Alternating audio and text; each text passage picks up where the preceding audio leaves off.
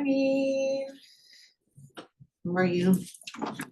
Today is our last lecture. Yay! It's over.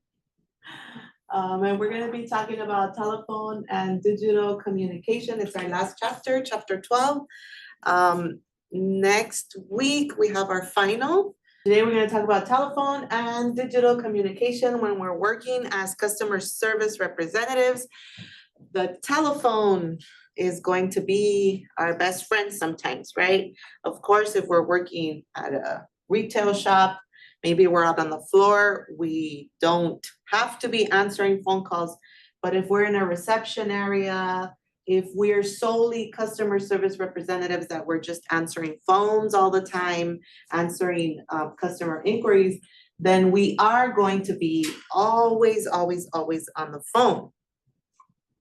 And how should we answer the phone, right? How should we communicate with somebody even though we're not seeing them face to face? And in this chapter, we're going to detail essential customer service skills for phone communicating, describe the purpose and extent of business use of voice and virtual technologies, evaluate quality and delivery of the service voice when speaking on the phone. Do we have a pleasant voice when we're speaking? Distinguish between inbound and outbound telemarketing activities. We're going to talk a little bit about telemarketers. Who loves them? And identify and describe web-driven service technologies. Now, answering the phone. Anybody ever answer the phone in their job? No? You never worked as Isaac says yes? Yeah, answering the phone. Maybe you're sitting there in a reception area answering the phone. I have had to answer the phone sometimes when I was in the office for my vice president also when she was not available for the office, answer the phone. And I would always say instructional services. This is Ruthie. How can I help you? Politely, nicely, right? Upbeat. So answering the phone, we're going to talk about a basic process, transferring calls, and placing callers on hold. Basic process. So if your job is to answer the phone, then of course you need to be close to the phone. And always be aware when the phone is ringing. Traditionally, 3 times is the only times that the phone should ring. After 3 times, you should pick it up. Be courteous and polite with each caller. Remember that might be your 10th or 20th or 50th call of the day, but for the person calling you, that is the first time they're calling you. So the energy level that we had at 9 o'clock in the morning is the same energy level we're going to have at 3 o'clock in the afternoon, right? When we're needing a sugar high. Taking notes, that's very, very important. Having yourself some calling pads where you're gonna have the time, the note, who the message is for, or just a piece of paper where you can take notes if the person wants to leave a message. Make sure that you're writing things down. And of course, bring closure to the call. If somebody's calling, make sure that you take care of whatever their needs might be. In my situation, a lot of times it was transferring them over to another office or maybe scheduling an appointment with the vice president or any type of business that was being done there in the office. So we need to make sure that the person's calling, we're courteous, we're taking notes, and we're handling the business. Handle the business of whatever that call the caller is wanting. So when we transfer calls, when we're transferring calls, the person is calling, but we are not the person that can take care of their needs, but we can assist them, right? What can I do for you? Well, you aren't the person that can do anything for them.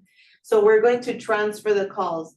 And in different institutions with different equipment, in this institution, you hit transfer, you type in the number, you hit transfer again, and the call will go to the new number. Different institutions have different phone systems, which the transferring might be slightly different. But when we're transferring a person, let's avoid using transfer. Let me transfer you. Let me transfer you. Let me get you to the person that can help you with your question. Let me connect you with the person who can respond to you. Because transfer, especially if they've been getting transferred from one place to another, we want to let them know that we are helping and resolving their problem. And transfer is a bad word. Don't say it. It's not really a bad word. Get the facts and pass them on. If you're in the office, they need to speak to somebody else. In my case, when it was for my vice president, I would get as many facts as I could. If they wanted to make an appointment, if they wanted to speak to her, can you give me a short message as to the nature of the call? Why do you want to talk to her? Of course, don't say, why do you want to talk to her? Can you please let me know what the message is regarding, what the conversation is regarding? Sometimes you can stay on the line until the person picks up, depending on the system that you're using. And always ask the person, and do not transfer if the customer does not agree. We are going to ask, is it okay if I get you to somebody who can help you with your question? At this moment, I'm not sure, or I'm not aware of what we can do, but I am sure this other person, can I connect you with that person? And have the person agree and say, okay, please send me over to the other person. We always want to be in good standing with the customer and having them agree with us every step of the way so we can provide them with a good customer service experience. When we're placing somebody on hold, please hold, ask for permission and let them know why. Can you please hold while I get that information for you?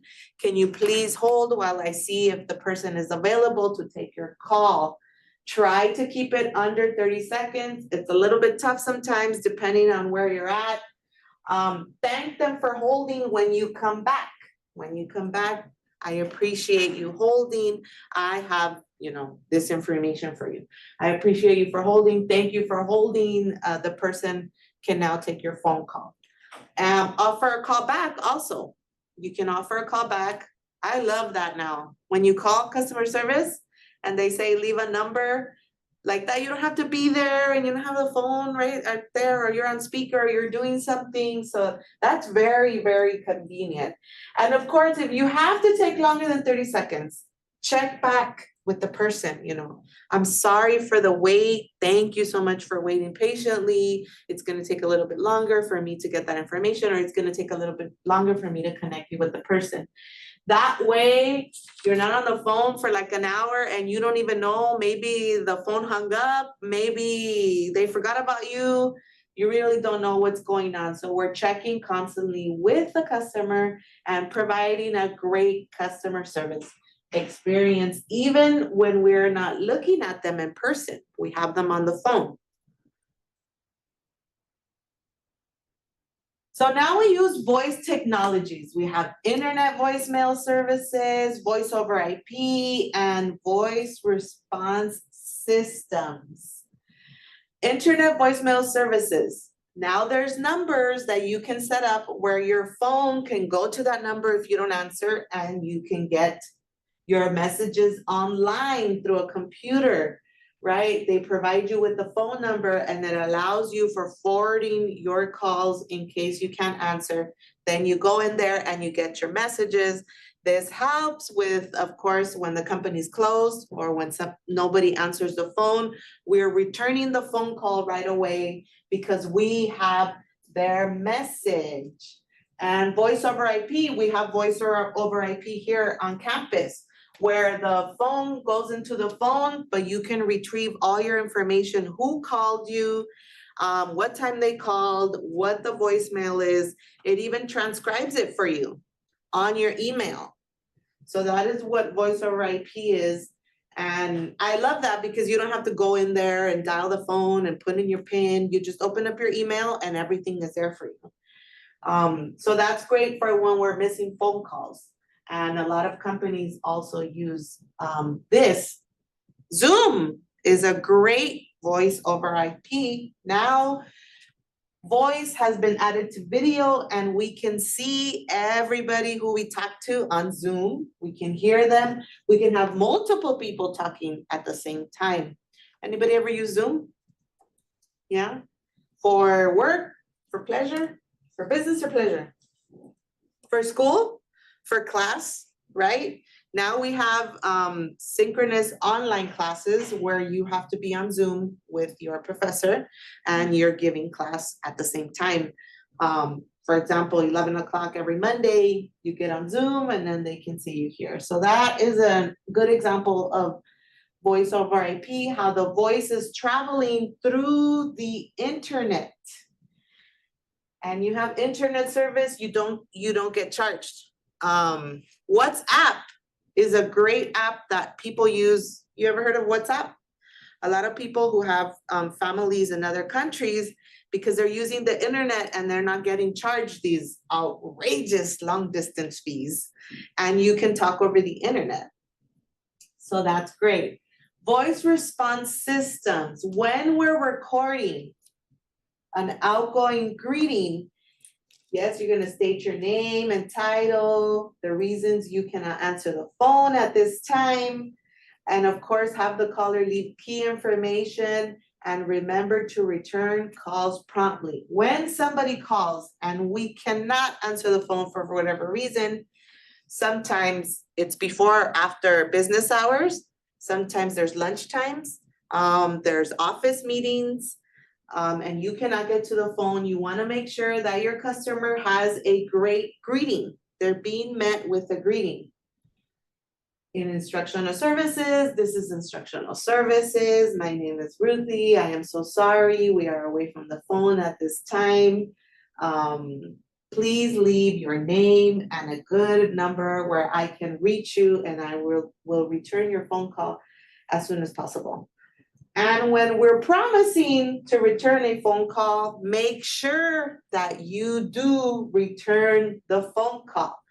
If you are returning a phone call for a customer and they do not answer you, then you are going to leave a voicemail message stating your name, the date, the company, why you are calling. I used to do this when we were doing the hiring of faculty and staff, and I had to call them. You know, hi, my name is Ruthie. It's Wednesday, it's 10 a.m. I'm calling from East Los Angeles College, and I'm calling to let you know that you have been selected to participate in the interviews for the math faculty position.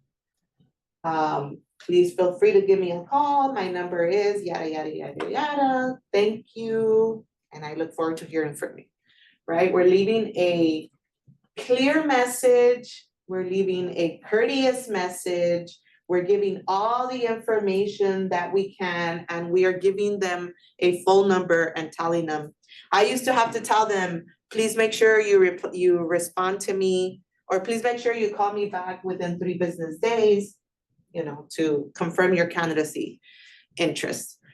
So you're giving all of the information to the person. You are leaving a voicemail message.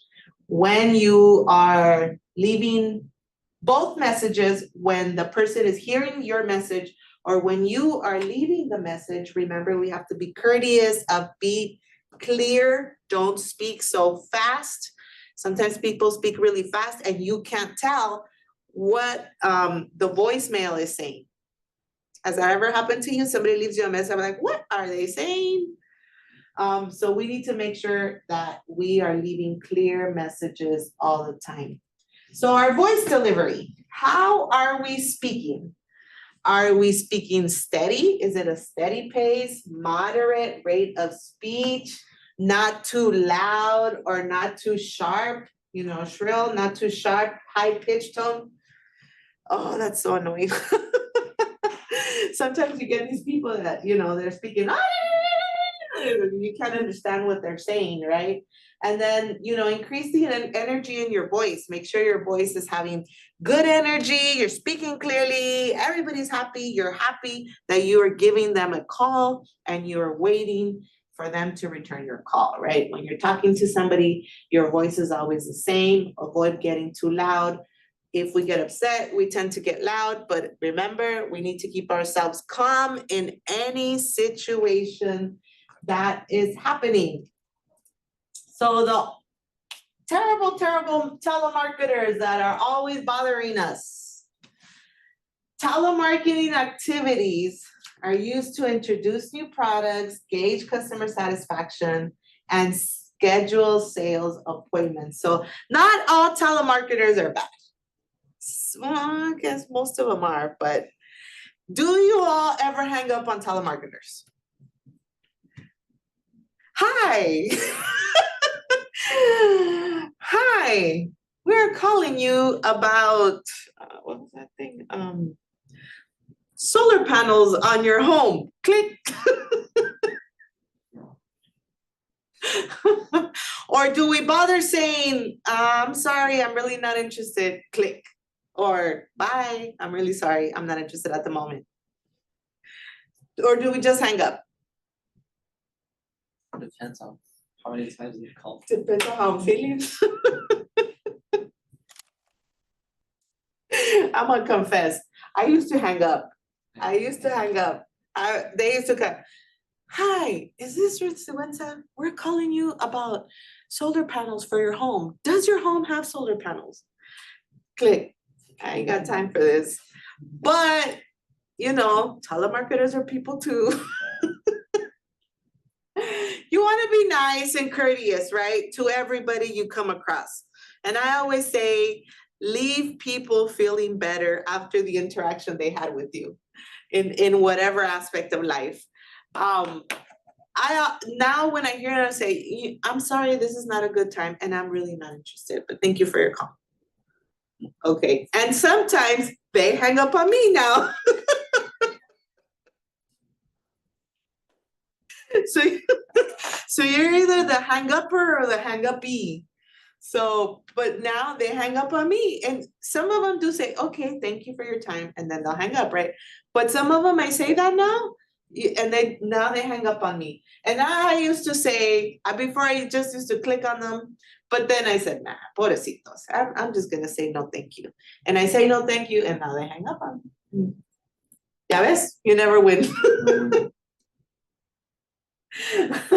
So we have outbound telemarketing, inbound telemarketing, outbound telemarketers, cold calling. Those are the ones we don't like, the cold callers. They're just calling us to see if we are interested in their business, right? They're cold calling prospects, that is us, who are not expecting a call, and they call it the worst times.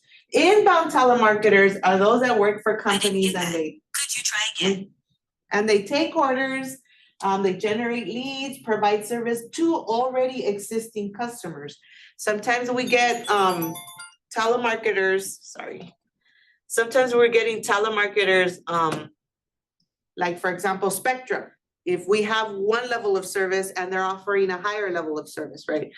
Hi, Ms. Iwensa, we see that you have, the premium level of service. We are offering a special on blah, blah, blah. And then they'll proceed. So those are inbound ones. So the ones we don't like are the outbound ones. Next time you get a telemarketer, say, are you an outbound telemarketer? Let's see what they tell you. They're gonna click. So web-driven services. We also have chats, online forums, blogs, applications, and emails, right? Where we can communicate with our customers through all of these different ways. I love the chat. Sometimes if I'm in the office, I'm chatting with a customer service person, or if it's late at night, sometimes I'm chatting too, right? Maybe people are already asleep in your house and you want to chat and get your customer service issue taken care of. Online forums, there's blogs, apps, all kinds of apps where we can communicate now with customers, right? If you have the Target app or the Albertsons app or whatever kind of company app that you might have, you will be able to also communicate with them there. And of course, the almighty email, all the time communicating through email and getting our customer service needs taken care of through the email. We spoke about emails in the previous chapters, and how in every interaction, it doesn't matter if it's in face-to-face, if it's an electronic form, or now if it's on the phone, we're always courteous, we're always nice, we're always helpful, we're always supporting the customer and giving them a great customer service experience. So they'll want to come back and they will want to keep giving us their business all the time, being great customer service reps. And I just want to say thank you. It has been a pleasure being here, meeting each of you. Thank you so much. Your finals next week, it'll open up. There's also a project for next week, and that'll open up too by tomorrow. All right, well, thank you. It's been a pleasure. It's been great having you here in class.